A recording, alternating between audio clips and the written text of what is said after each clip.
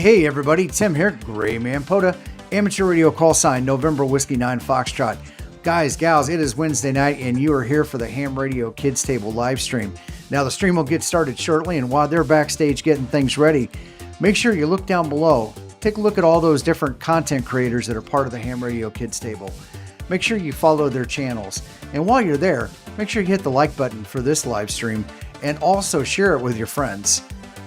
So grab a cold drink, buckle up. The live stream will get started shortly.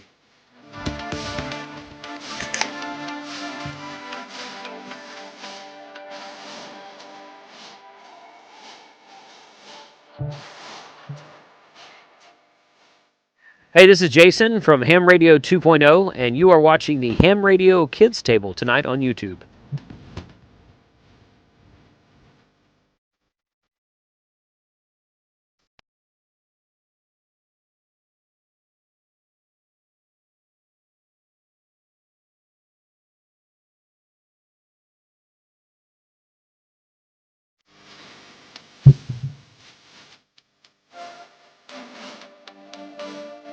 Hey, I'm Chris from Buddy Pole, and you're watching Ham Radio Kids Table.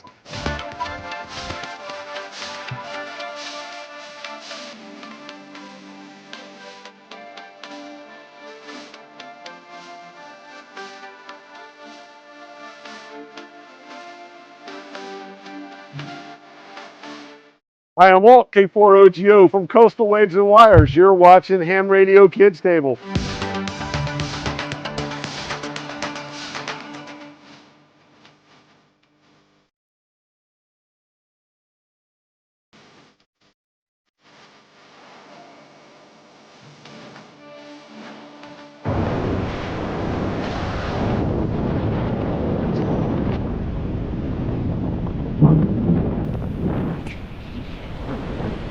Well, we're here.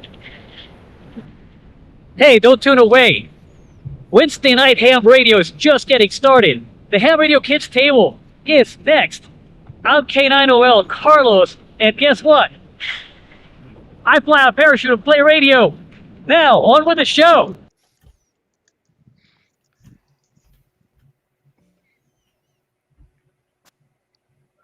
Okay, good. Good after evening and welcome to the Ham Radio Kids Table. This is not your grandfather's ham radio. We're going to rent you the seat, but you'll only need the edge. Man, dang it, Vince! I messed it up once again. I Got your back, buddy. I appreciate that because I tell you what, I feel like I don't know. The words are there. They're at the tip of my tongue. They're coming out. Yep. But then it pauses. So You know to happen. It does happen. Performance anxiety. Yeah. All right. Okay. All right. Enough of that. Hey guys, welcome to the Ham Radio Kids Table. We are here tonight and we are joined by our friends from up north and to Vince's, would it be your right or your left? It'd be to my west. To your west, to Vince's west. We have Shuey and I believe Matt from the Black Sheep Radio Club, which you guys are in the British Columbia primarily, but I see from your website that we've also got maybe a second chapter and possibly a third one coming. Is that correct? Oh man, I don't even know how many people are in this club. It's a bit of a shadowy cabal, but yeah, we got Matt was kind of the first one to kind of take it mainstream, and yeah, he got club call, and then one of the guys up north's getting a club call.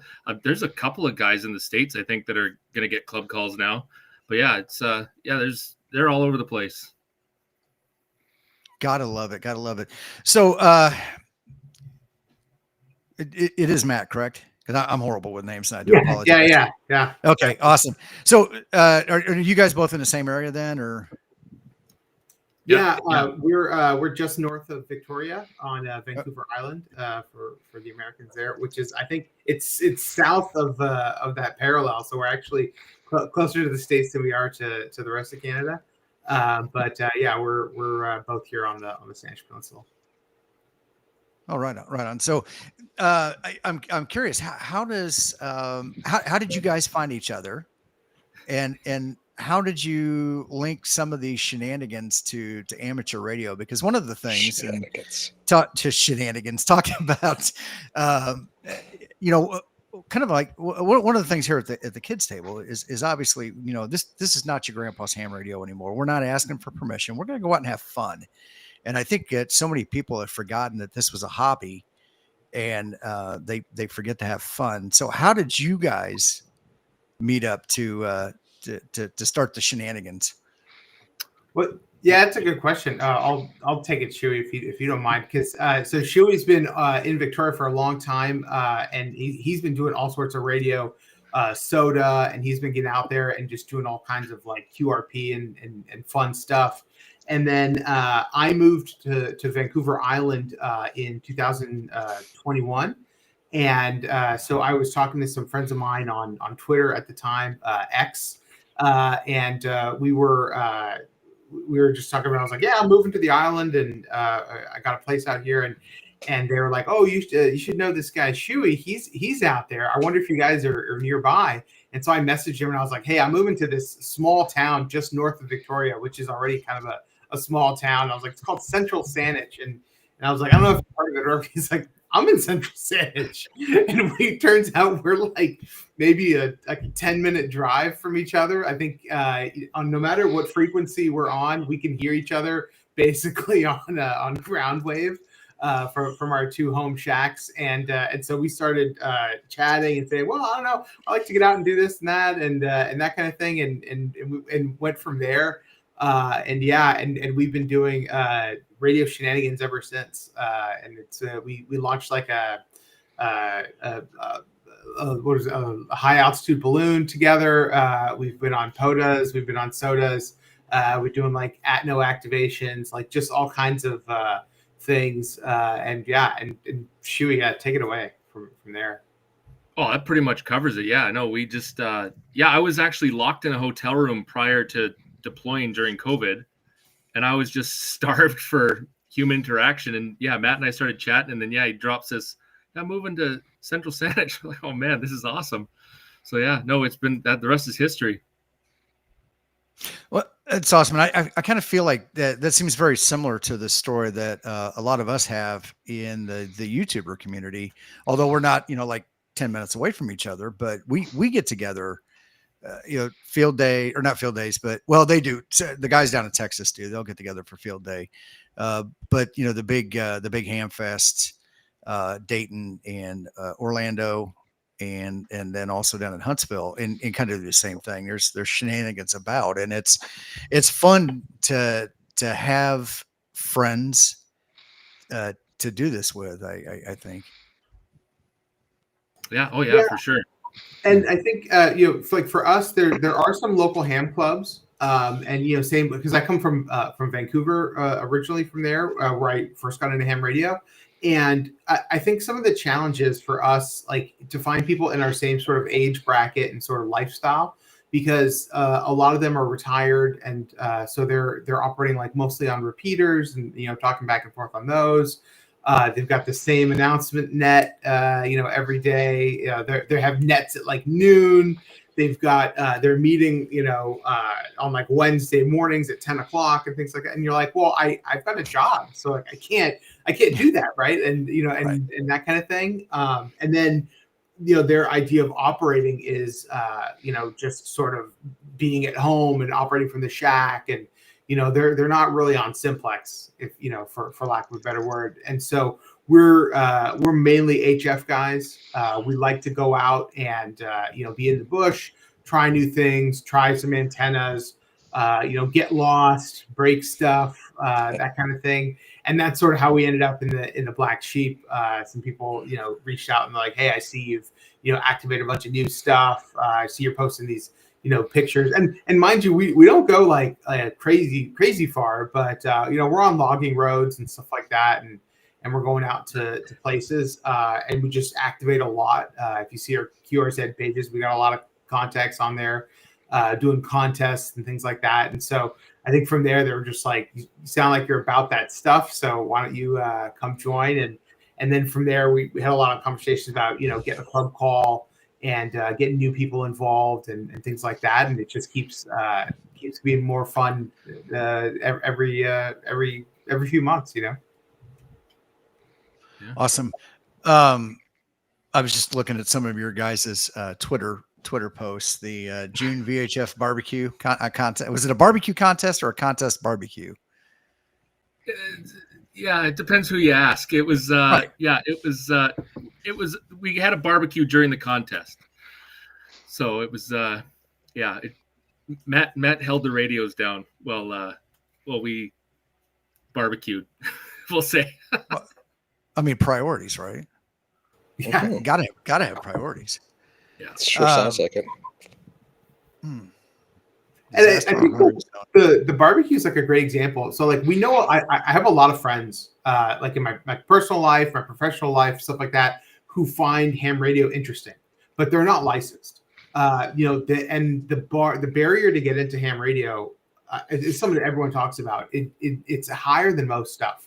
If you want to get into fishing, there's probably a pond near where you live somewhere, and you can get $50 and go down and to your local sporting goods store and get a rod and reel and start doing fishing, right? And you get into that. And it's like for ham radio, the exam in Canada, the initial exam is 100 questions.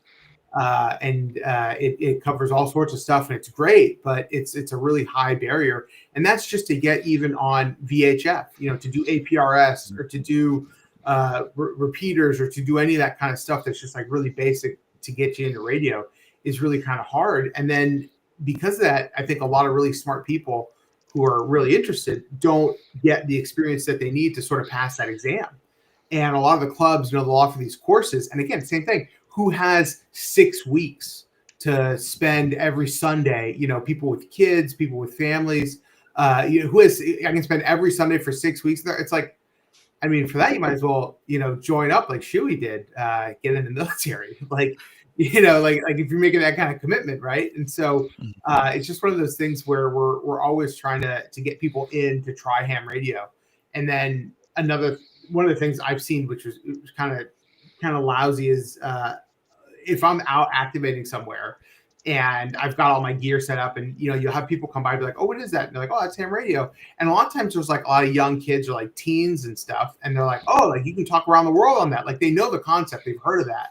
And then I'm like, "Yeah," and I spin the dial, and it's like some old guy talking about his hernia. It's like, "Oh, I just got back from the hospital," and "Oh, what's the weather like?" Oh, and it's so boring. And we're trying to compete with the internet, with video games, with social media, with like TikTok and stuff. And it's like, it doesn't, like so many times I've spun that dial and I'm like just praying like, "Oh, please be something interesting on this." And it's just like, "Oh, I can't find my keys and the tractor." And so like, it's never anything, so the contests I found have been this really fun way to say, hey, like the goal is to just get as many people as we can and just start hitting it, and turning the beam, and are we going to pounce? Are we going to call CQ? Stuff like that. And you get people involved, and then people have a great time. And you see like the photos and stuff like that barbecue, like everyone was having a really good time and was really involved. And it's like, maybe we get a few people out of it. Maybe we don't. But I think it's just, yeah. I mean, like Shuey, what were your thoughts on that barbecue? Well, I mean, and there's obviously good equipment that you've got here at the barbecue. That was and the funny part about that, I think that was about 8 o'clock in the morning. It's 5 o'clock somewhere. Yeah, that's right. Mm-hmm. Yeah, no, barbecue is great. And like the other thing too is like, yeah, like a lot of the people that come to our stuff aren't necessarily hams, but like I had some friends who wanted to go camping. They like same thing, new to the military. They weren't from Victoria. And like the thing people don't understand, and I got really frustrated with in the soda community, apparently, like this is a mountainous region and it's covered in jungle that makes the Amazon rainforest look like a walk in the park. Yeah. So it's like you can't exactly just hit a logging road and go camping. So they asked me when these kids approached me and said, "Hey, like, would you take us camping?" And I said, "Yeah, sure. Where do you want to go?" And they had no idea. And then Matt had been looking at this park that had never been activated before. So I said, hey, do you want to go out to this area? I got a buddy who wants to do some radioing out there. And then it's a lot easier to get people to come when it's like, hey, let's go out, have a couple drinks, have a fire, shoot some guns, have a great weekend together. Oh, and by the way, I need you to carry this battery up a mountain for us. And they like, that's, and many hands make light work, but yeah, we've had some really good trips, and like, it sure beats when Matt and I do it. We're hauling stuff up through these goat trails and stuff. And yeah. So our resident Canadian, oh God, what's Frank call him? I don't know. Well, he's got a name for Jody. I don't know. Jody brings the snark, and he says, "Kudo on the safety first approach, keeping the respectful distance between the mug and the laptop." I mean, that is an important thing. You don't want to damage your gear while you're out in the field. Or drinking. Or spill any whiskey. Bourbon, case might be. Yeah. I can't even get bourbon anymore. That's some Jack. I can't make any political statements, but it's all about these tariffs. It's gotcha. Oh, okay. Yeah. Okay. Well. Yeah. I got you. You might have to send someone on a ship up there. I have to think of their trip to San Diego, all expenses paid. There you go. Sorry, I meant to mention it earlier too when we were talking about how Matt and I got together. I keep getting distracted by the chat. Like we did a couple radio things, and like, just local parks and stuff. And it's like, when we started venturing farther out, like when Matt says we don't go too far, like we're going 100 miles off a paved road, like into the woods. Like there's nobody around. And like Matt's got the passion for radio and the technical know-how. And it's like, I love doing the logistics. I like looking at the maps. Like Matt will be like, here's a park out in the middle of nowhere. How do we get there? And I'll be looking at maps and Google Earth. And my son and I spend a lot of time when we're out hunting or fishing, wrecking some of these areas. And like, same with the first park we did, Carmana. It's like, you can't drive into that park. Well, through research and exploring and stuff, I found a road that goes 10 feet into the park, and that's how we got our first big trip. And then so same thing, like that's what I love doing. I love looking at the maps and figuring out and driving and navigating. And then once we get there, I just want to crack a drink and start a fire and cook a steak, and Matt does the radio end of it. And it's been a tremendous partnership. So B. Wallen's got an interesting question. Any Sasquatch stories from the Black Sheep guys while out activating? There's a few stories. I'll tell you, we half of it's from the people. When we did our big trip out to Carmana Walbrand, it's a provincial park and it's pretty untouched out on the west coast of Vancouver Island. And the first thing we had to fight was there was these ongoing logging protests. And so we had to take it was maybe like 75 miles up this logging road, but we ended up doing something like 300. Something like that, Shuey, because the first road we took was blocked by protesters. And we came up to this camp, and they were just they were not thrilled with us. They thought we were, they didn't know who we were, and we had all these antennas and all this gear and all this stuff hanging off this truck, but we weren't the typical people that you'd see at that on that side of the protest, and so they weren't too thrilled with us, and they backed us around. And we told them that we kind of came to a head a little bit because we were like, listen, like, you're not the police. Like, you're not going to stop us from going down this road. And then another guy came over and he was like, well, he's like, listen, he's like, if you get past us, there's the logging company has a blockade up a bit further. And so I was like, all right, And so I was like, those guys, they've got guns. They'll stop us. And so we had to back and, You can't flash your I'm a ham radio operator badge and get I know we didn't have the ecom vests. Is what that's it. See, like Matt was lessons saying, learned. The road we're going down. It's kind of a shortcut, I guess you'd call it, and it's about 75 miles to miles, not kilometers, miles to where we were going, and it was blocked by security guards. Yeah, they were trying to stop people getting in there to supply the protesters. So we had to go. It was about 125, 130 miles detour to get actually probably even more than that, but like to get around this blockade. And like same thing, I don't like pulling this card, but I was like, listen, sir, like you've got 2 vehicles, you've already taken pictures of us and our license plates. Like 3 out of 4 of us were in the military. It's like, here's our military IDs. Like, we're going to play ham radio in the woods. You can search our stuff. They would not let us through. And it was, So then once we went around all the way around the bottom half of the island, that's when we started running into protesters. Yeah. And then, when you get out there, there's been weird stuff. There's all kinds of weird stuff where you'll hear like gunshots in the night, and you're really far from hunters. That's fun. Or you'll hear like animals that and then at night every tree is spooky. When you've never been there before, when you're like a few beers in, it's less spooky. But then when it starts wearing off, I do have a Sasquatch story, but Matt wasn't there. I was doing soda by myself, but there was one night we were on Salt Spring Island, which is like just like a 30-minute ferry ride across, Matt.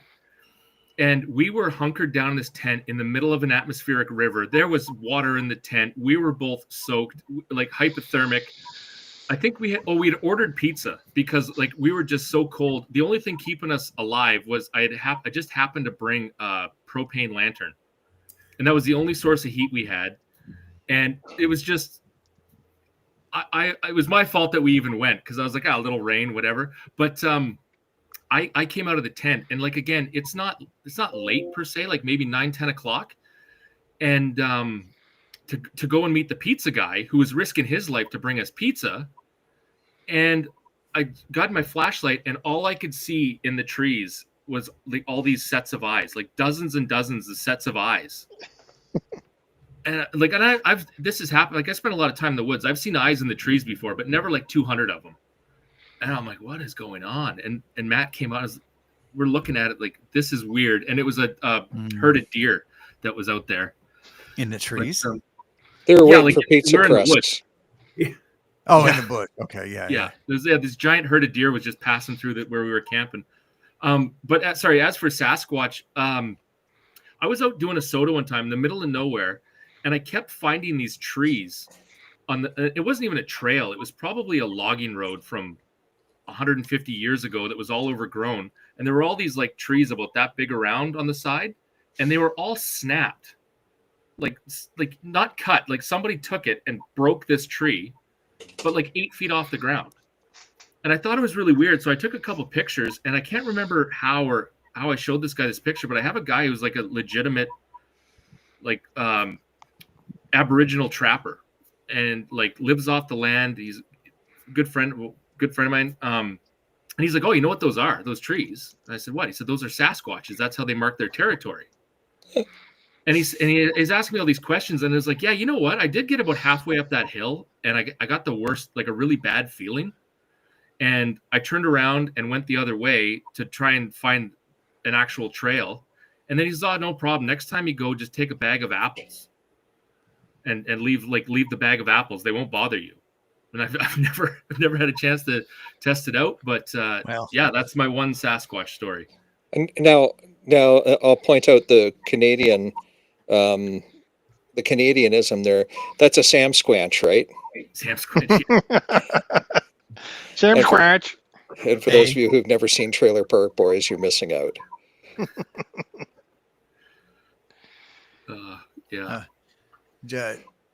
Corky QRP says it was Digital Rancher that broke the tree. It's kind of tall. I can confirm he's tall. He is tall. I can't remember. Is he 6'7", 6'8"?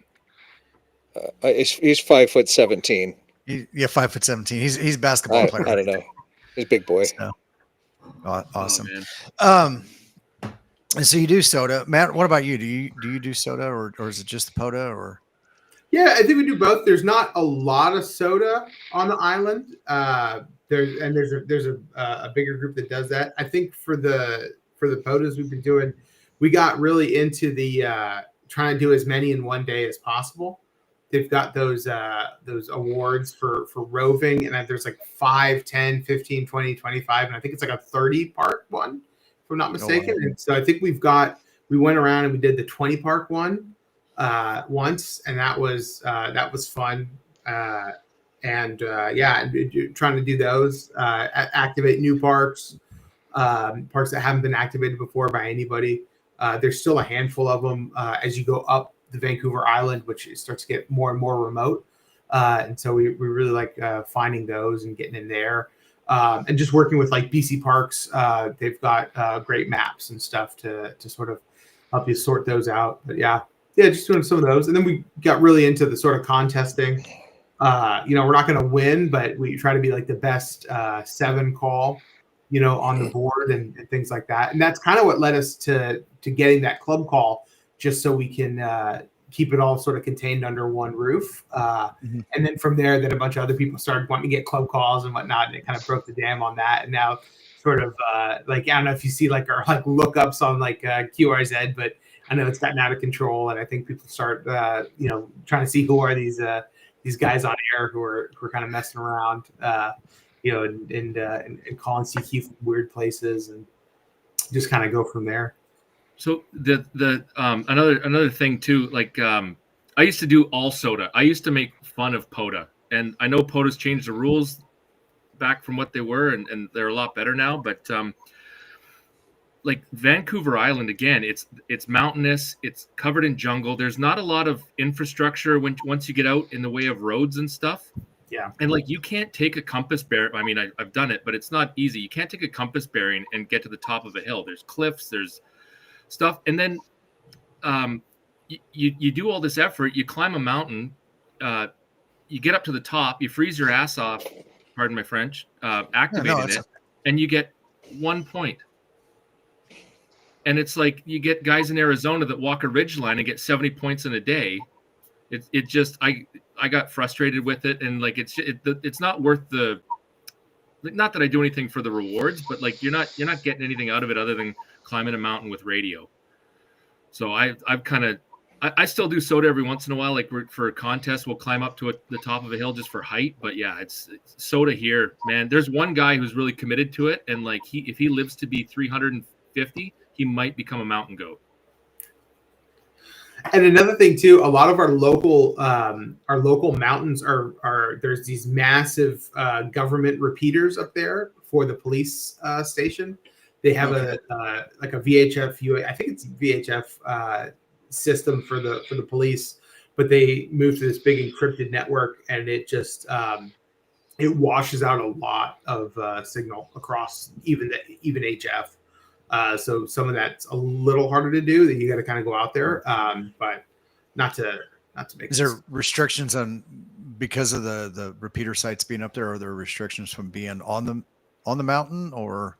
No, it's just a lot of interference. And they've got these big, thick digital signals that they send out, and so because it's like the police out here are like of the right size that it was feasible for them to go digital with a trunked network that they have encrypted. Whereas like the bigger cities, you're kind of better off because they can't. It would be too costly for them to do. But ours was just about the right size to move to this digital system, which kind of funny. So I'm just looking at Vancouver Island. How long is Vancouver Island? It looks almost, if I'm reading, it looks like longer than the state of Washington. I mean, not across all day long. Yeah, all day long. Huge. Yeah, it's pretty big. Yeah, and it's wide, and like she was saying, really, it's almost like for almost like a similar example, it's kind of like a Florida, where the bottom right is really populated, and that's got a lot of infrastructure, but then everything else is like the panhandle of it is kind of just like all very, very remote. A lot of the communities up there are like fly in, fly out. So this is like the Canadian Everglades, then, right? Yeah, exactly. Yeah. Okay. Yeah, the island is 283 miles in length and 62 miles wide at its widest, 12,400 square miles, according to the Wikipedia. Matt and I live on a peninsula. So like when I tell you we drive 100 miles on dirt roads to go where we're going, like for that last trip, like it was a 3-hour drive to get to the point where we could get to the dirt roads. Yeah. Yeah. Wow. And then the wildlife out here too. They have these amazing forests with old growth that are, hundreds of years old. And some of it's been logged, and some of that you can go up through the logging roads. But even there, it's pretty dense. And then once the logging road is once they're done logging, they decommission the logging road. They pull out the culverts, and so a lot of it's like almost 4x4 you got to get through. So it's always a challenge to try and find something that we can get through, and go from there. Speaking of 4x4, do you guys wheel then? Not yet. Hobbies No. are almost mandatory, right? My son and I have gotten my truck in some pretty interesting spots. We've like when we did that first Carmana trip, we did some pretty good four-wheeling to get up to where we needed to go. But yeah, we don't again, like, especially a lot of times when it's just Matt and I'm not pissing around, like, we're not taking any chances.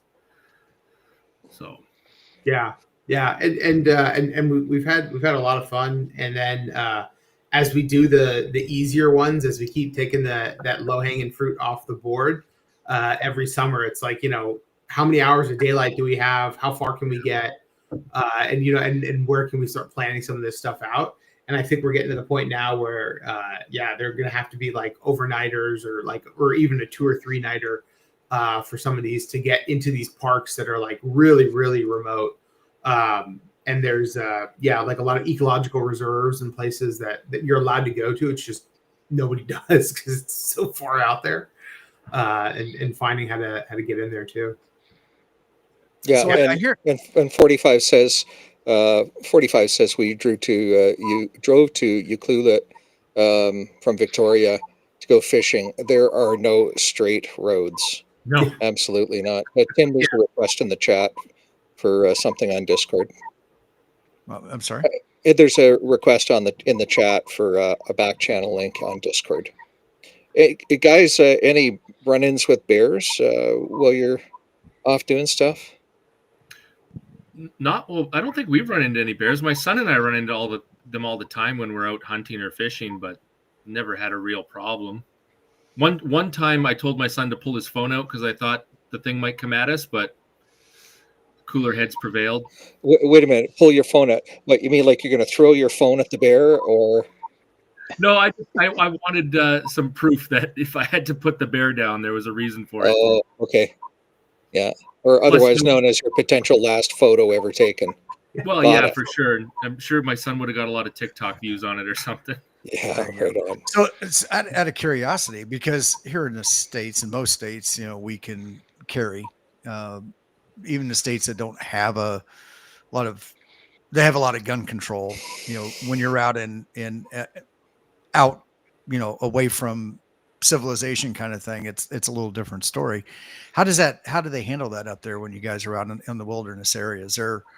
Because I know you guys have had some changes in your gun laws, and hunting is not, I mean, I think it's still a active hobby, but how does that when you're out doing a Parks on the Air in one of these remote places?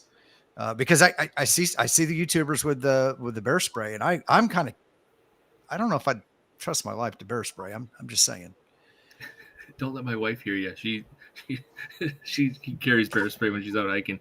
No, it's I don't know. Like, the gun laws are pretty asinine up here, but like you can still carry a shotgun or a rifle out in the woods, no problem. Okay.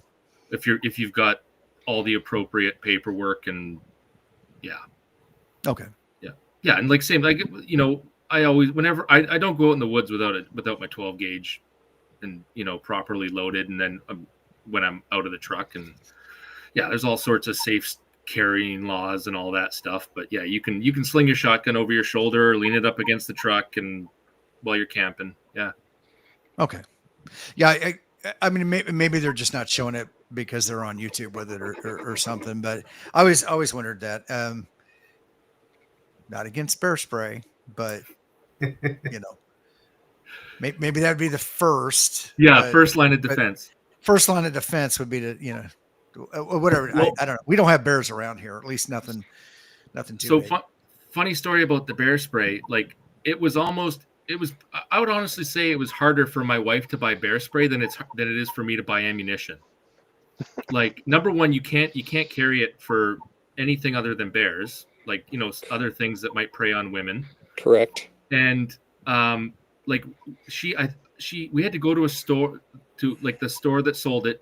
She had to fill out a form, I believe. Yep, that's correct. And then like same thing, they do this and it drives me nuts. Like, they walk you to the front of the store. Like, when I go buy ammunition, they carry the ammunition to the store or to the till, and then like follow me out and make sure I leave. Like, I was going to shoot the place up and I forgot the second thing on the list of stuff I needed. But yeah, so it's even bear spray here is tightly regulated. Wow. Yep. Yeah, that's exactly right. We sell it at the candy store, and people kind of roll their eyes and they pull out their driver's license and fill in the form. I had to do the same thing when I bought mine. Yeah. Because Vince, you do a lot of remote activations too, right? Yeah, and I carry bear spray. And if I'm going off grid, I borrow one of the satellite devices. I did have it on the bench there behind me. I borrow a Zoleo spotter. Satellite devices. A Zoleo spotter to take with me. Yeah. Yeah, definitely. I thought it was a Smith & Wesson. My son has allergies, so I'm like same thing, because I take him hunting in the same areas where we go out and do these things. Like, we're out there, and so I have one of the Garmin InReaches, and it's invaluable. Yeah. This is the competing product to the InReach. It's got great battery life. Yeah.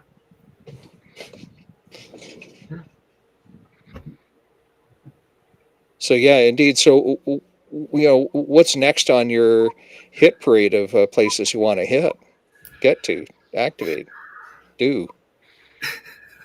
There's a couple parks that are probably only accessible from like a canoe, like to drive out into the bush, go into possibly like a remote, like First Nations town, which for Americans, it's like a Native American reserve, and have to launch from there through to another upriver and stuff. So yeah, there's a few that we're thinking about that are like on the map. They're very close, but in reality, they're not accessible. Yeah. And that kind of thing. Shuey's got a bunch of stuff cooking too. Yeah, there's a bunch of atnos up, like way up island. We've been looking at. We were actually supposed to do a trip instead of when we did Carmana again, but again, we're dealing with military people coming with us, so it's like we could never get a firm guest list with who was going to be in town and who wasn't, and we were either going to have way too many people or not enough. And about a week out, I was just like, man, we can't do this. Let's just take the safe route, or well, not safe, but safest route, and pull the pin on this. I think we're going to try again in September. But again, it's like 6-7 hour drive. We don't know if it's like 25 kilometers or 2 kilometers in canoe, because I can't verify the roads on the map. And but again, it's an adventure, so we're going to go give it a whirl. Got a couple more questions here that have come up in the chat. You guys ever run across Ham Jazz Simon? Yeah, he's really close to us. He's down in Victoria.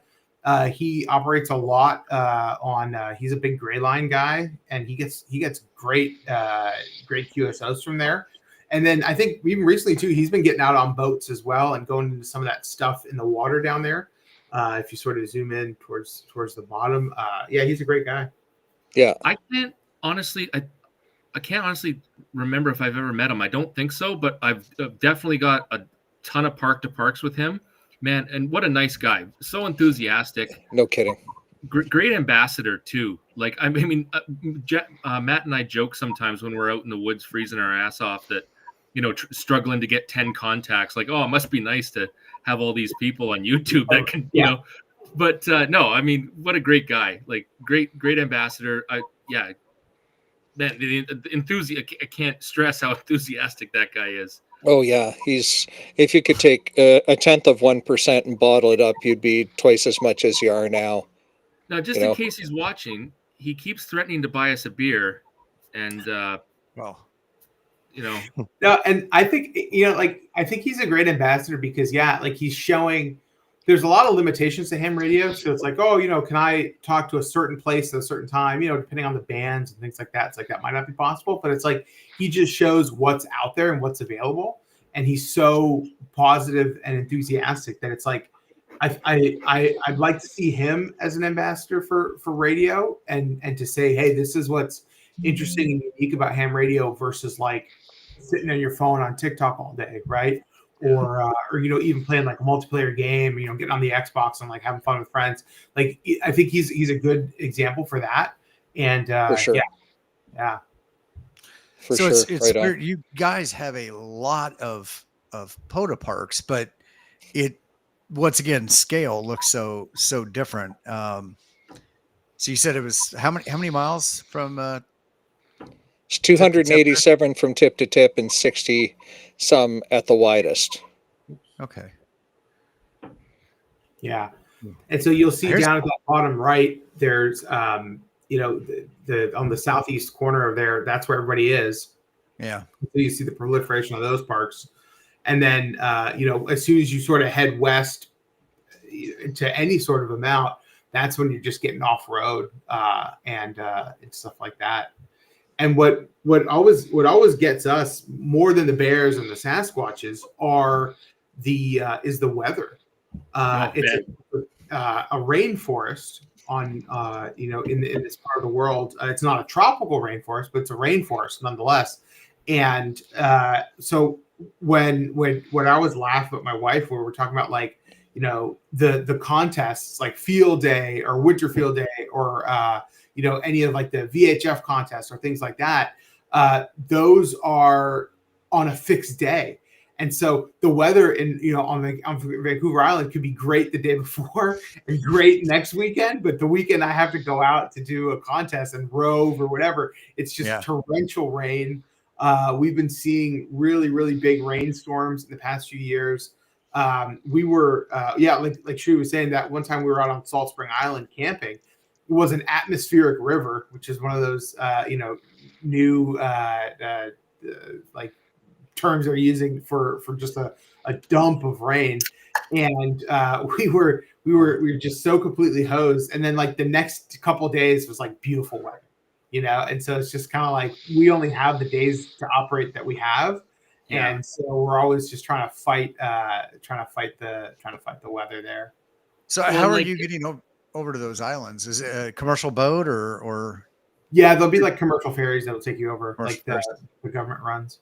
Yeah, but like the weather, and again, like I get these, Saskatchewan farm kids coming through, and they're like, oh, I want to go hiking, and it's like the weather in these mountains, like the weather comes right off the Pacific Ocean.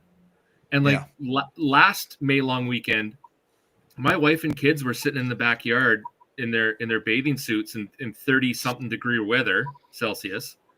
And Matt and I were up in the mountains getting snowed on. And, this far away on the map. It's just insane. It's just 2 centimeters away. I was going to say half an inch.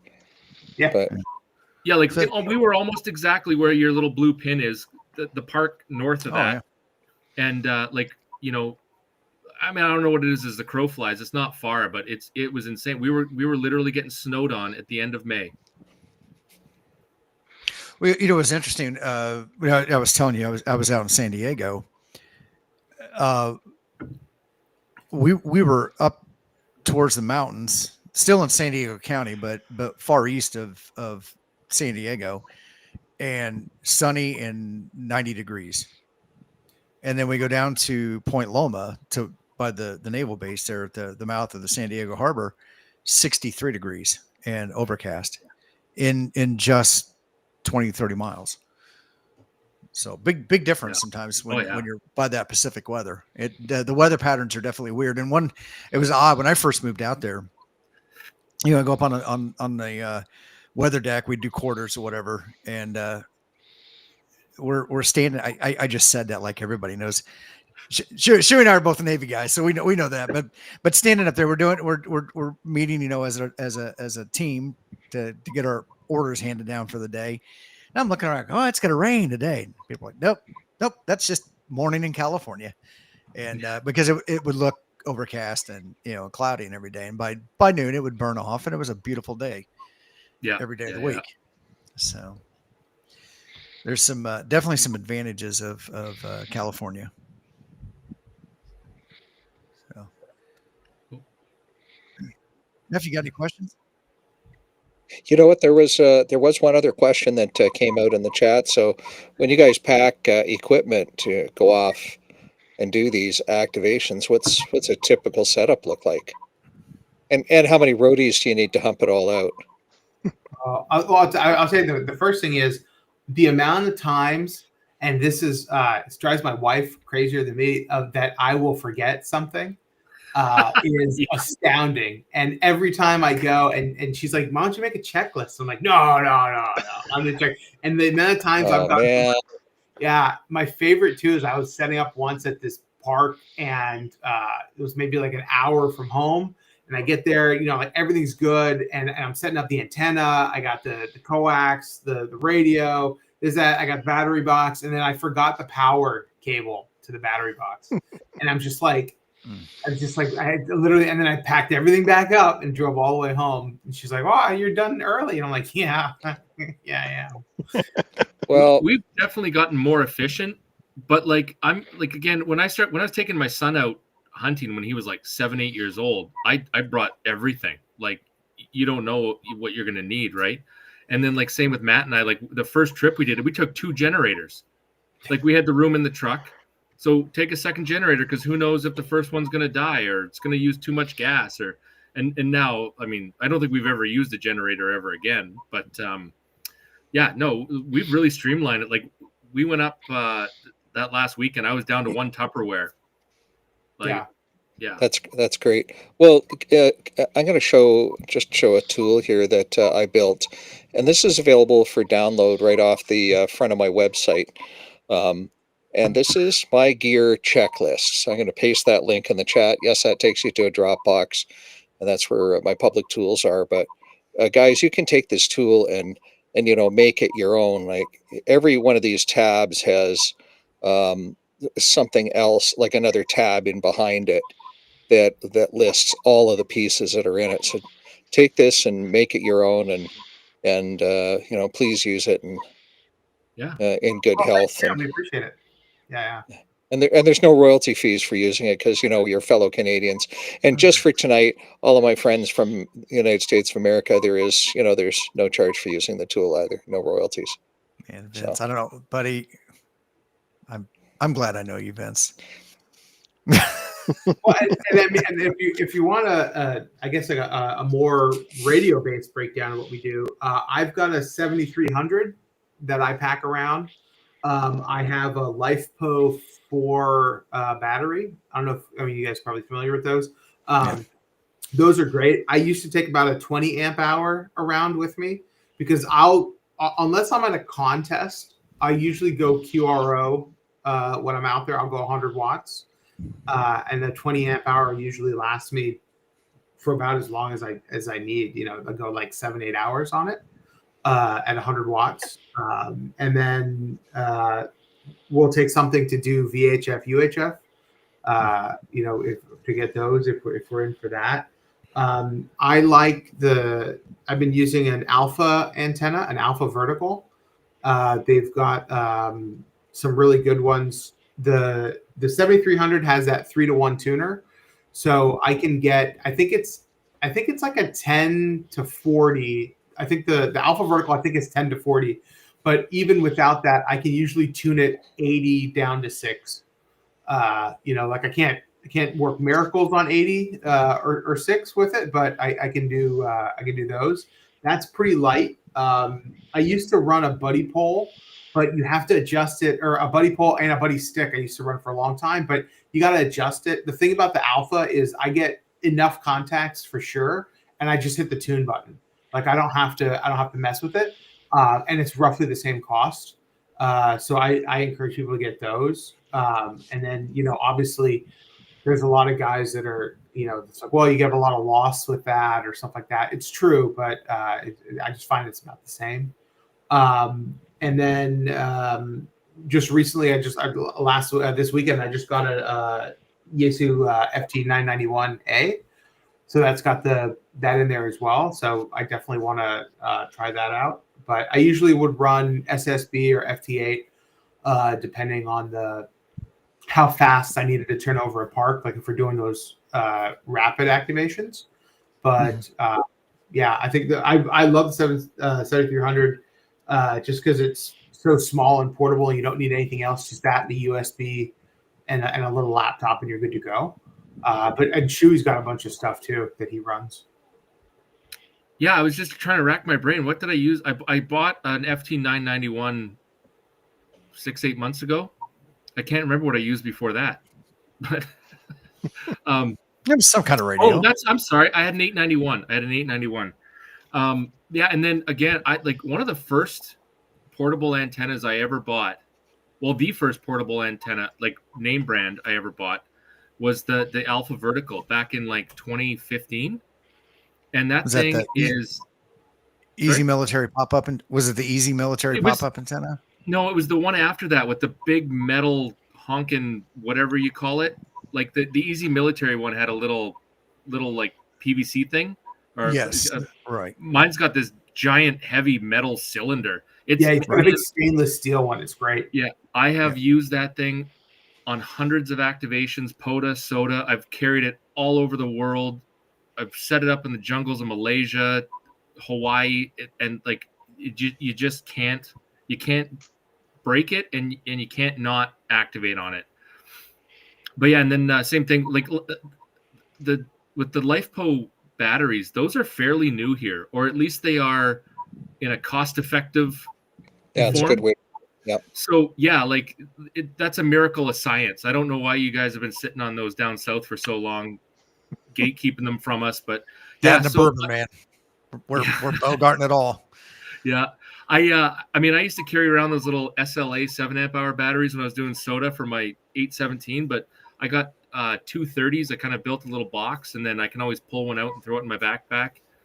And then again, like we also have, when we're doing the quick parks, we have an ATAS 120 and a 100 amp hour battery, and there's that's 5.5 amp hours right there. Oh, nice. And that's only a couple pounds. I mean, I don't even think it's that much. Then even my 100 amp hour battery, like my one of my buddies and I carried 2 like deep cell lead acid batteries to the top of a mountain in the middle of nowhere for a SOTA activation when we were doing a contest. And like even my 100 amp hour battery would probably last 4 times longer, and I can, like, my daughter can carry it. It's those things are amazing. But yeah, I can't think of anything else. You got anything, Matt? What we carry or? So I'll bring a laptop. I have just an old Lenovo that I use because you could get those big batteries for it. So I've got a big battery on it, and then I found too that paradoxically, like the older the older laptops don't have so much bloatware and stuff like that. So they actually kind of run a little longer, a little leaner, especially with a new battery. I like those. We run RG8X coax. It seems pretty good for us. We have a couple of different, the finest, cheapest coax available on Amazon. And then, there we go. And we have a couple. Right. And we run a bunch of those.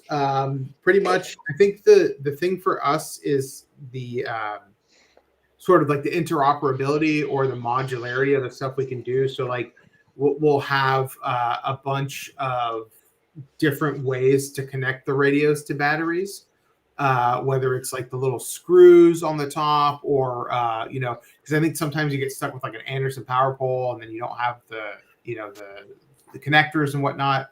So we try and run with different options and see how that goes. But yeah, it's been really good. Now that you mention it, Anderson power poles, Anderson power poles or XT connectors? The black and red ones. I think the Andersons. Yeah. Oh, We yeah, the call Anderson.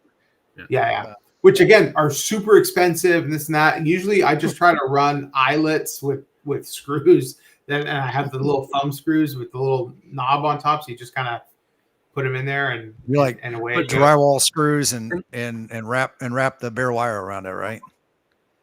Yeah. Like you used to like. Well, like use. That's another thing. Like, you know, a lot of our American ham buddies don't understand. Like the stuff you can't get up here would astound you. Yeah. Like you know, same thing. You see some guy on YouTube using some gadget and it's all the rage. Or like even the Anderson power pole, I call them a body mount. Mm-hmm. Like you want to put an Anderson power pole connector on the top of your battery box. $85 and it'll be here in 6 months. So, what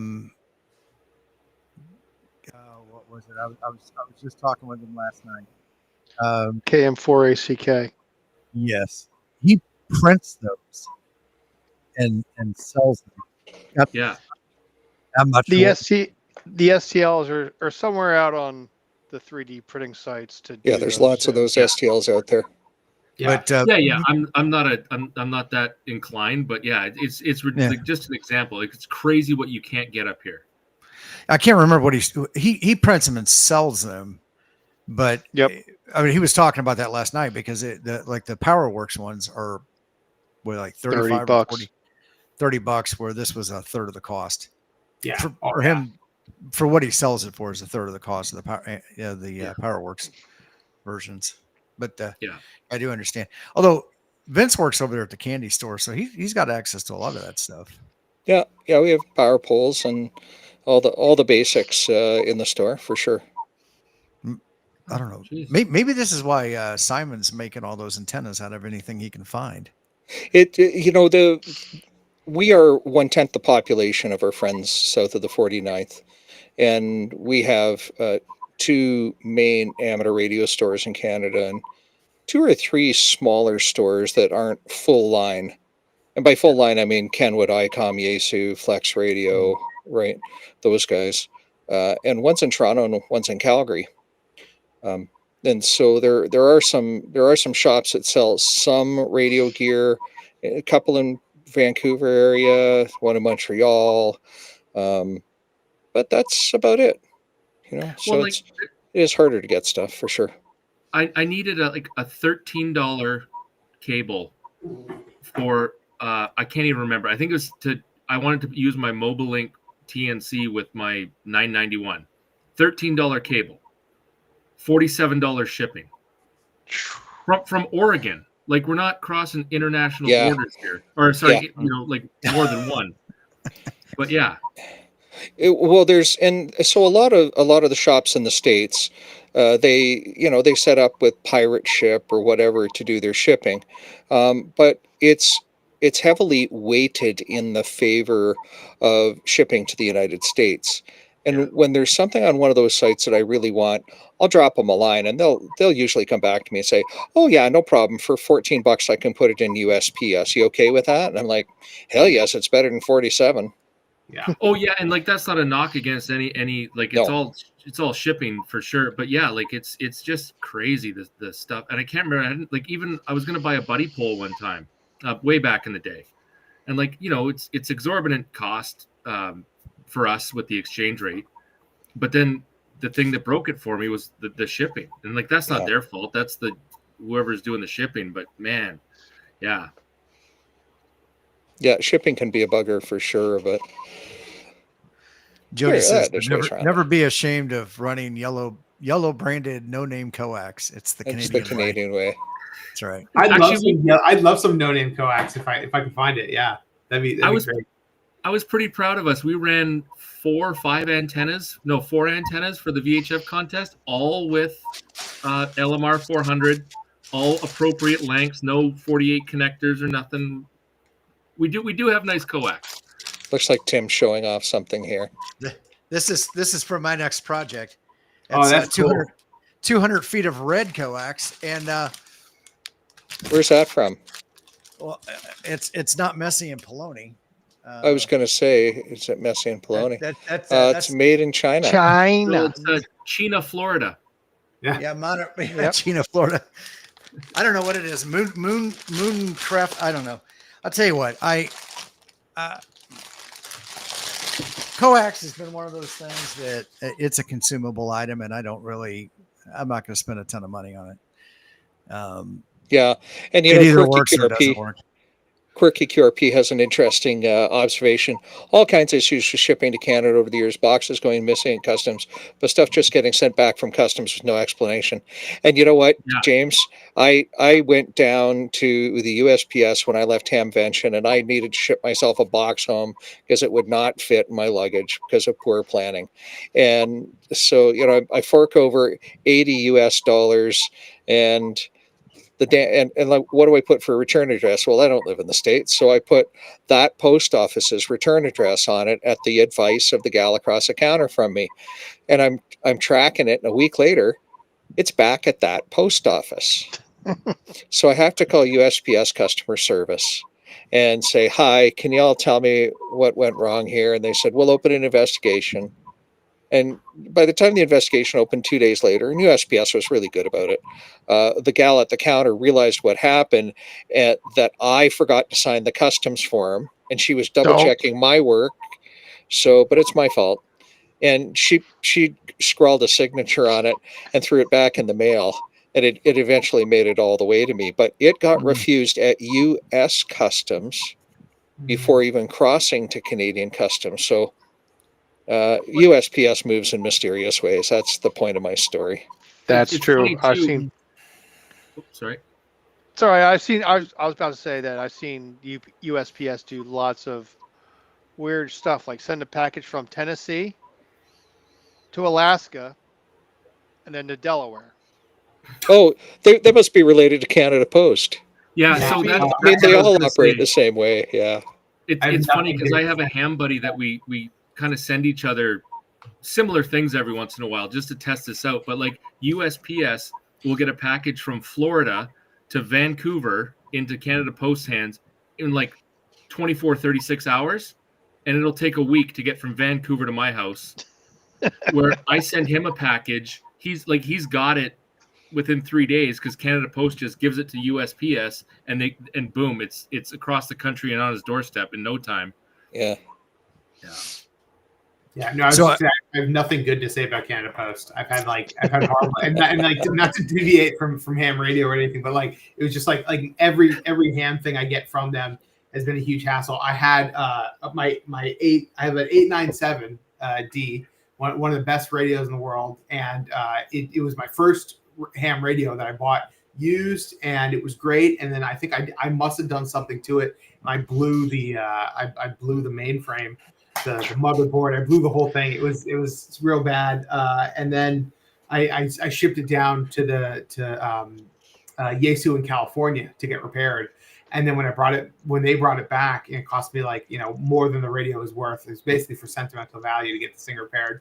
And then they shipped it back, and then the Canada Post was like, I got into like this huge like Kafka-esque situation where I was they're like, oh, this is a new radio, so we're going to charge you all this duty and all these taxes, and then that's from Canadian Customs, and then they shipped to Canada Post, and Canada Post is like, well, and I'm like, no, it's not new, and I think 20 phone calls later and this and that, and it was just this like, I think I ended up having to sign some sort of affidavit to get out of paying the duty on an allegedly like newer, and then Yesu puts all the charges on there of what this thing costs, and so they think it's like I spent thousands on this thing, but it's just it was a real nightmare. Never again. Yeah, I had a buddy send me I can't remember. It was like a trinket, a radio trinket, and Canada Customs charged me like the thing was worth I don't less than $100. Canadian Customs charged me $80 for duty. And they charged me for them opening my package. Oh, so here's a question of curiosity. Which courier was that? Oh, that's a good question. It was the same guy. So I think it was just USPS Canada Post. Wow, that's wild. So Yeah. what our friends in America don't understand when they ship stuff to us is the most economical way for us to receive the goods, assuming we're going to pay tax on it because we are, is to ship it by postal service. Because here's what happens: that stuff comes in, it comes across the border. There's duty gets assessed on it, tariff gets assessed on it, and tax gets assessed on it. And it's ham radio goods. It's free of duty, and it's currently free of tariffs. Canada doesn't have any tariffs on ham radio goods, but we still have to pay 5% tax plus any provincial tax that might apply. I'm in a provincial tax-free province, so we pay that fee. The courier pays it on our behalf to the customs desk, and then the courier turns around and charges us a brokerage fee. And this is a fee for handling our package. And so Canada Post's brokerage fee is $10 and up. UPS's fee is $80 and up, same as FedEx. DHL is somewhere in the middle. Now, the rules are such coming into Canada that the courier must notify you that they're carrying this package on up to you, and you must implicitly give them permission to broker it for you. It's a legal power of attorney, and they almost never do. And every time I get one of these bills from UPS or FedEx, I phone them up. And I go, hey, can you all tell me what this is about? I know damn well what it's about. And they tell me, and I say, well, I don't recall giving you any legal permission to be by power of attorney at the border. So at this point in time, I'm going to reimburse you for the tax because I'm legally obliged to pay that. And you can take your fees and write them off. And I never lose. And I never lose that argument. Oh yeah, and I wait for the bill to get really stale, like 120 days, because under $200 you don't get reported to the credit bureau up here. Oh, so man, there's no personal knock. So is the product it's delivered? great. It's great sport, and the product gets delivered. But before you have this phone call with. Yeah, they send me the bill in arrears. Okay. They don't give me a bill at the time. Now Canada Post does. DHL sometimes does. Release it till you pay. Yeah, that was the issue I was having. Yeah, I think I went back to California like twice. Yeah, and so B. Willian has got a good point there. Yes, as a Canadian, I can broker my own package. Now, what it really involves me doing is taking a copy of the invoice, which the courier is supposed to deliver to my home, and they're supposed to give it to me, and then I call up the courier and say, okay, it's good to deliver now. I've got proof of payment, and then they'll bring me the package. But that's such a charming experience that it rarely works well. I was going to say fuster cluck, but I didn't. It's just, it's frustrating.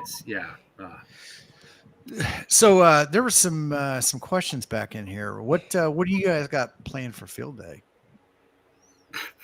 Oh yeah, so our local ham club, not the Black Sheep, but the local one on the island. I won't give names. They used to have a place where they operated, and then they got kicked out of that because they were so distasteful, I think, to the people that were going there for normal activities. And so now they set up field day at, I don't even know if it's like public, this place out in on the coast. It's the best you can do for guys who can't even spell HF. Yeah. And I went out there. I went because again, when I was new to the island, I tried to join all the local clubs and stuff like that, and it was such a kerfuffle, and it was like they I got there, and the first thing they did, and this is the thing, right? Like this is a hobby that's like generous. To put it generously, this hobby's dying, and we should be getting more people in, And as soon as I got there, they had like a little web posting. They're like, oh, come and bring your gear and operate this, that. And I got there and I did exactly that. And I set up and then no less than 3 people came by to say, who are you? And you can't use the club call.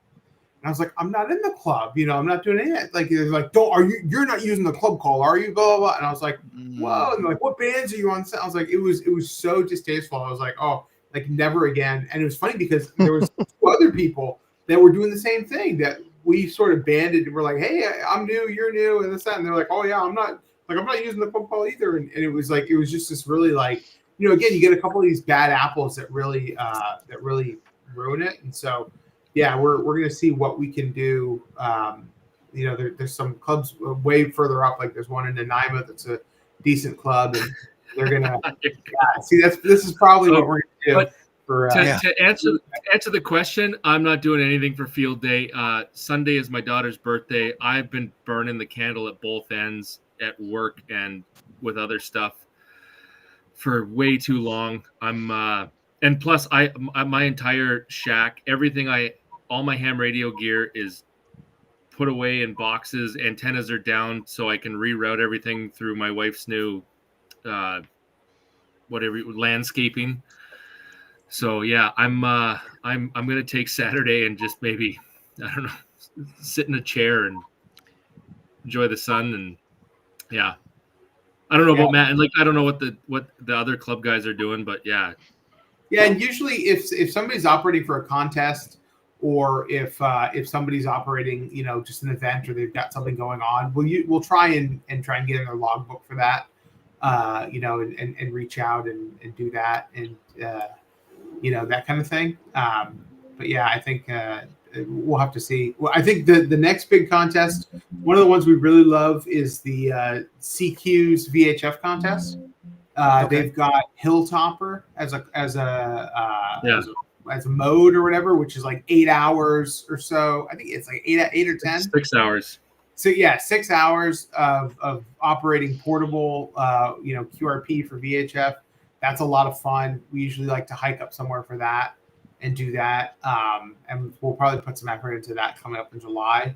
The Canada rack contest, the rack's like the Canadian ARRL. The Canada Day contest, July 1st. Yeah, that one's good. Although again, we complain about that. I actually got into a big fight with rack about that, because the winter contest, to operate as a rookie, to operate as all bands, you needed to do SSB and CW, and it was never in the rules. And I was like, and they denied me, and I was like, hey, why was this denied? Like, well, you didn't operate CW, and I'm like, hey, where is that in the rules? And they're like, well, it's in if you asked a question, we would have told you. And I was like, that's different from being in the rules. No offense, but and they're like, well, it's if you're in the contest email distribution list, then you would have known. I'm like, again, you post the rules online, they were there. And so I was like, listen, you need to make it more clear. And they've actually, to their credit, they've now published this big table of what you need to do to qualify for any of the different things, and it's in there now. So it says if you want to do this, you have to make the CW QSO. It's like, so to their credit, they stepped that up. It's really good. Was it one of those in the spirit of things?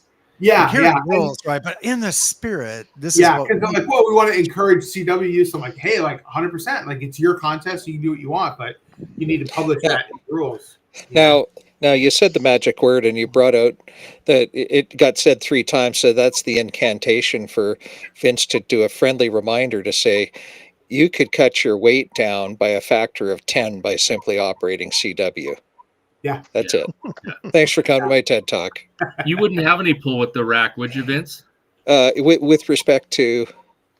we were just looking at the contest rules today for these contests, and there's nothing overtly wrong, but they've got to update those greatly. Actually, but not just rack, AARL, all these contests or contests, whatever, they got to update their rules. There's some antiquated stuff. It's 2025. There's one I think it's NJP, New Jersey Contest Club or something. I can't remember. They allow teams. You can get together with 5 of your friends all over North America and operate a contest as a team. What a concept. 5 of us could be a team. Yep.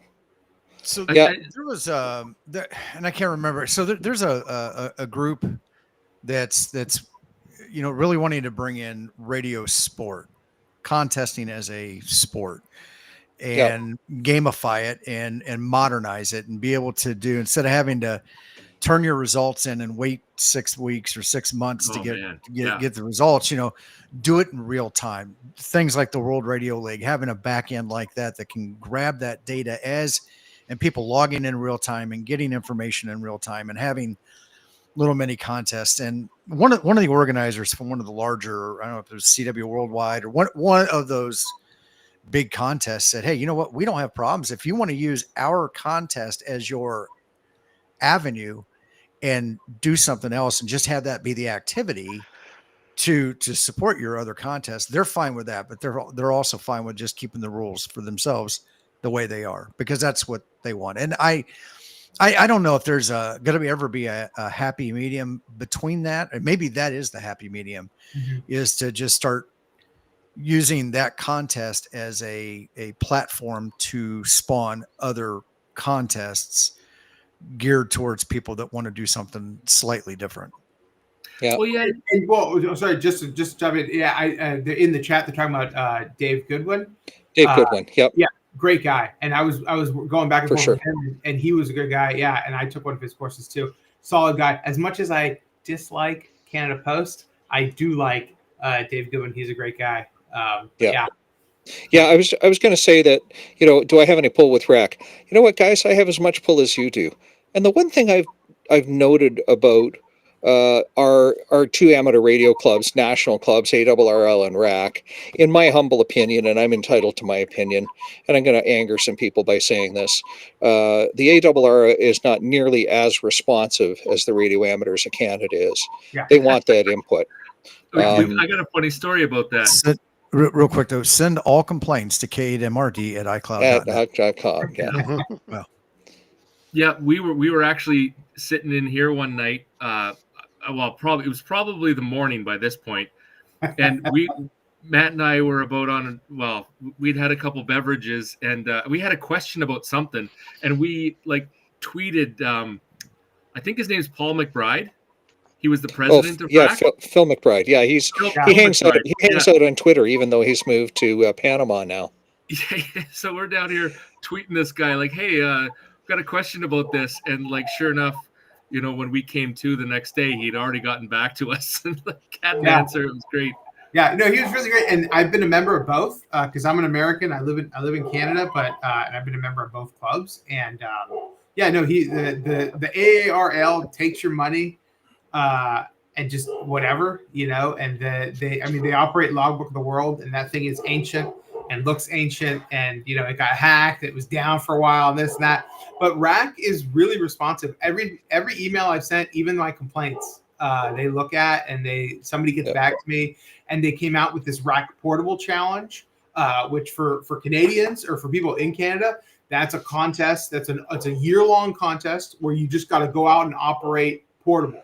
And there's very few rules. As long as you're not at home, it counts. It doesn't have to be a POTA. It doesn't have to be a SOTA. If it does, that's a multiplier. That's really cool. But get out of your house, go somewhere, operate, you get points. And then they give out certificates every month. And then there's a year long as well. So you're in the hunt for the year.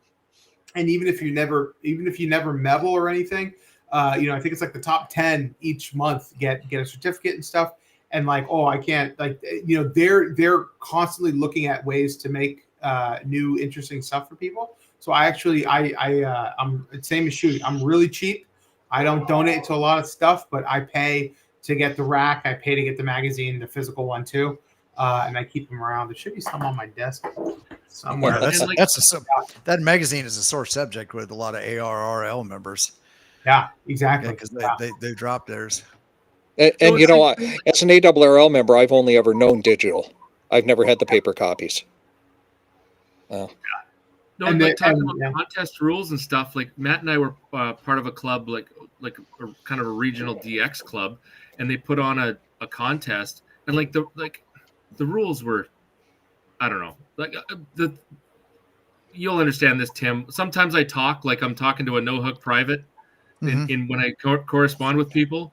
And Matt and I sat down and we figured out because they had a break. The contest started on Friday, and then 2-day contest, or 6 or 8 o'clock. I can't remember. And then it started again at 9 o'clock the next day. Well, how do you work regional on HF? at night. It's a Right? it's a local QSO party. Yeah, so I sent the lady who was running it. I thought it was a very professional and polite email, but I think I said the rules are a bit asinine. And here's what we were thinking, like, please take this into consideration. Like, gave solutions to what we saw as problems. And she sent me an email back she was so offended and it was the word asinine. And it was just like, all right, you know what? I'm done trying to change things.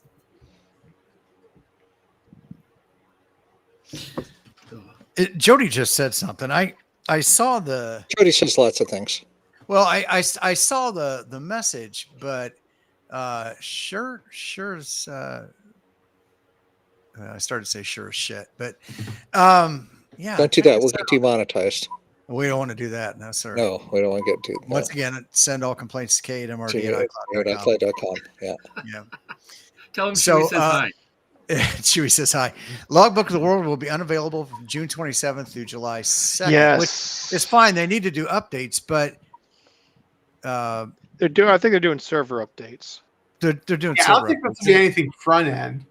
I think this is all back end stuff, back right? end. But on the server. They're doing it during field day. Yeah, I don't know if you guys know this. Field day might be the biggest day of the year. I don't know. Maybe you've heard of it. Field day.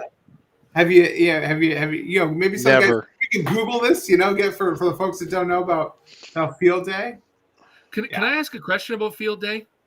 Yeah. Do they still allow those 1 echo stations, like the kilowatt home stations?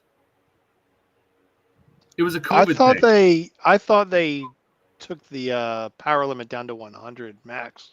Yeah, it was always 100 max. That was the whole spirit of field day. Portable antennas, and you could operate as a home station, but it had to be 100 watts. And then I think it was during COVID, they brought in, I think, like 1 echo, 1 delta or something. It was like, do whatever the heck you want from your house category. And to me, like, I haven't done a field day since then. Just personally, especially unless I was a QRP guy. Yeah, unless you're in Europe, you can't use a kilowatt. Okay, so they've changed the. I think I don't know. All the people in Europe usually seem to use a kilowatt because they're on there all the time. There's like 5 for them. Yeah, it's like 5 watts. If you don't have a kilowatt, you're not an amateur radio. No, I'm at 5 kilowatts. No. I'm looking through the rules here real quick. I'm gonna let you guys look through rules. I gotta back out of here. Chewy, Matt, great to meet you. Look forward to seeing you on the air. Thanks for coming out this evening. Hey, one thing I know our audience would like to hear about, and I'm gonna have to watch this for Team Replay, is tell us about the club, the club's meetings, the club's rules, the club's membership fees, all of that stuff. We want to hear about that. I'm going to watch it on Team Replay. Thanks for coming out. Yeah, no, it's nice to finally have a bit of, or not an eyeball cue, but nice to finally talk to you, Vince, sorry. Yeah, it'd been great for me too. Thanks, guys. See you later. All right. See you, Vince. Vince. Thank you. There's not a lot we can say about the club. It's member only, invite only. It's a member-supported club. There are no dues. There are no nets. And we like to say it's all BS. It's all black sheep. I think if you're out operating and you're a cool person, I was gonna say a cool dude, but everyone's invited. Hey, that's another point. I would like. I know they don't keep stats on these things, and I'm a happily married man, and so is Matt. But I think we might have the record for women involved in ham radio that aren't our wives, mothers, or caretakers. We have some pretty good stuff, and I think it just comes from the fact that there's so much stuff. And again, maybe it's just my weird circle of friends who are nerdy and like nerd adjacent, who are just like, oh yeah, ham radio is interesting, and we're like, yeah.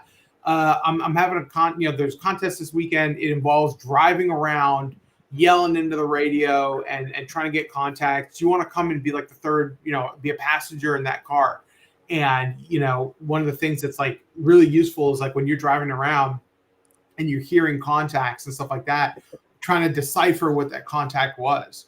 right? And so the more people, the better. And you're like, oh, I think that was, Victor Alpha 7, or I think that was, Kilo Sierra Mike or something like that. And it's like, and then you're like, oh, and just to have more ears listening, people pick up different stuff. And so we're always keen to have someone just come around and, hold this or help put up, help pull up the pole really quickly and stuff like that, Yeah. Yeah. Awesome. Well, guys, we were hitting about an hour and a half here. Anything you guys? So neither one of you guys do YouTube. Contest you got coming up? That you said you're gonna do the Canada Day contest. Rat Canada Day on July 1st.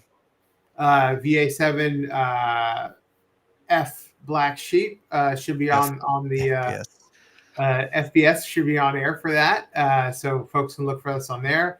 We're trying to be more active on FT8 as well, trying to keep those going around as well. So make sure you guys get their club call in your ham alert. So if they get spotted anywhere, you'll get notified. You can get on the air and try to work them. And tell them you heard about them on the Ham Radio Kids Table. Exactly. Awesome. Well, Jeff, what do you got coming up on your channel? Anything? I don't think any of my videos where I posted from last night, I don't think they've gotten taken down yet with the stuff I said about the Alpha Hotel and AT&T. So that's good. Working on my next video. Debating what I'm going to do this weekend and waiting for the weather. Right now is we've been in an excessive heat warning here in Delaware on the East Coast. So waiting to see what's happened. They said it's going to rain this weekend, so we shall see if I could get out and stay dry. So who knows? We were supporting about the mid 90s today, and then we had a big line of thunderstorms come through this evening. So I'm assuming if we got them today, you'll probably see them soon. Yeah, I'm sure you get our hand-me-down weather, but yeah, I don't have I got a bunch of stuff going on. I picked up the station controller that George Sierra Systems radio over at Hamvention, and so I got that out and started messing with it. That's a whole Node-RED on Raspberry Pi to be able to manage your system remotely. That's cool. and everything and monitor. It's got like a 4-port. I have a 4-port antenna switch. I have the ability to power down the radio. Manage it. So like my big concern, obviously, out here, outside of the house in an outbuilding, is when storms come through, I don't want to have to get up and get dressed in the middle of the night to unplug things. So this will detect lightning and start powering down the station and disconnect the antennas automatically. So that's what I got coming up over the next couple months. Otherwise, I'll you could be filming all that for the channel as much as I can without too much profanity, because that does happen a lot. That's what happens. I go to film something and then it doesn't work the way I want it to, and I MF a few things, and then it's like I can't put it out because I have to cut everything out, right? And then it's like it doesn't make sense. But I will be probably activating for field day. I have a couple local clubs that have asked me, just doing their outreach to come out to their things. So that's right. It is field day. I forgot. Yeah, I am gonna show up to at least one, if maybe not both of them, for a little bit. But I'll probably just set up in the park and just do a Parks on Air activation field day. Well, I'll do field day as whatever it is, one portable, but and log him from the park. Yeah, maybe it'll be a twofer. Which I understand you guys do not have twofers or threefers. Is that? We do. Yeah, no, we got them. They're hard to find. Yeah, they're around. Yeah. Oh. Yeah, they are rare. I might have gotten a one Canadian twofer, I believe. I'd have to look my logs, but maybe I thought it was Vince that was saying that the way he said something about it. parks are not inside of other parks. They're But we either have a lot of trails that run through parks, or like Gotcha, there's like, okay. and again, this is the part I love. There's a rare grid just to the west of us that everybody wants and needs. Mhm. So Matt tasked me with finding this, like, it's 3 parks. It's a river, like a heritage river, a trail, and a provincial park inside Charlie November 7-8.